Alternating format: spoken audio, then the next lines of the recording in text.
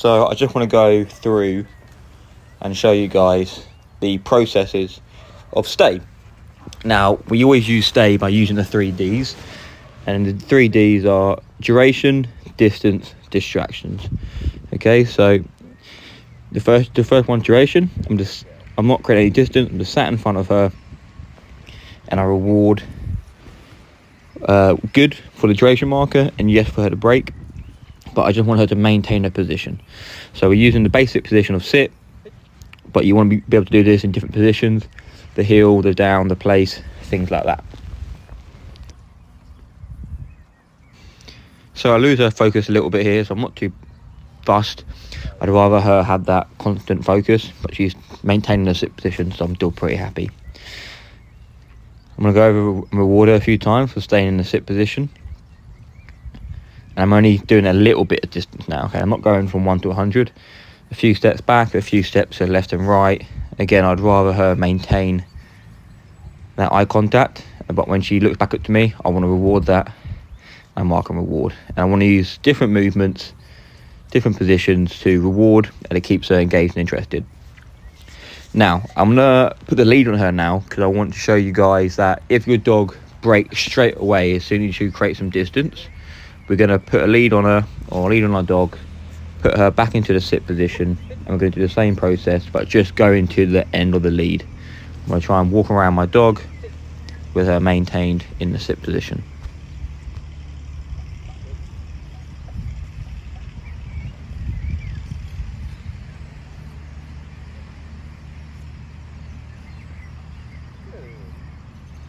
So that's just a quick example of what you need to do if your dog is breaking position too often. You can alternatively use a long line as well when you're getting to a few more yards back. And again, movement is motivating, so you want to make sure that we're being really exciting when we're rewarding our dog.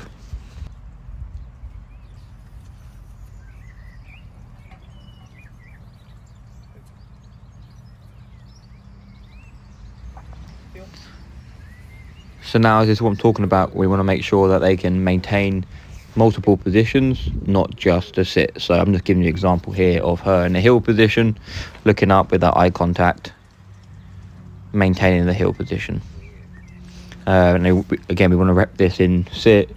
If you teach your dog down as well, and place as well, things like that, just to maintain the position. Now, a key point to know is that I don't actually give the stay command.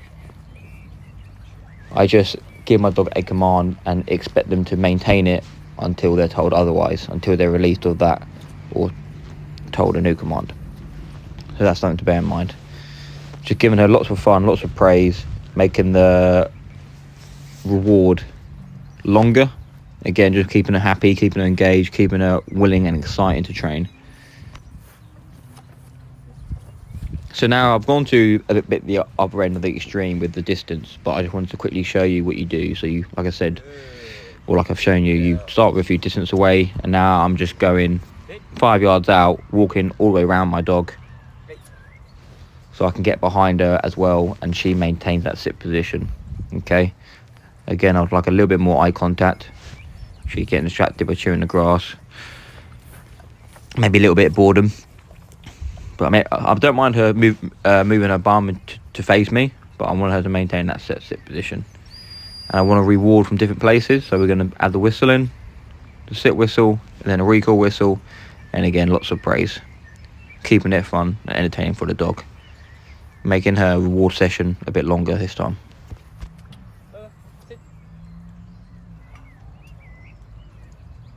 So now we're going to move on to our last D, which is distraction. So I put a food bowl down, I put a couple bits of food in it, and I'm just going to try and walk around her with her maintaining the sit. So again, she seems a little bit distracted, so I make sure she maintains it, reward her for maintaining it, and again continue to walk around her with that food bowl distraction in the background.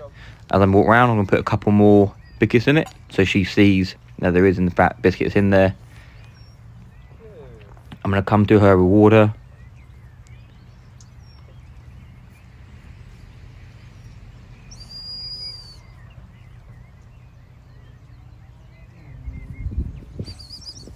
And and then recall her to me. Now, I'm recalling her away from the distraction, and then I'm going to let her have it, and I'm going to send her out. But she was engaged with me, focused on me, was ignoring the food distraction, which I was really, really happy with.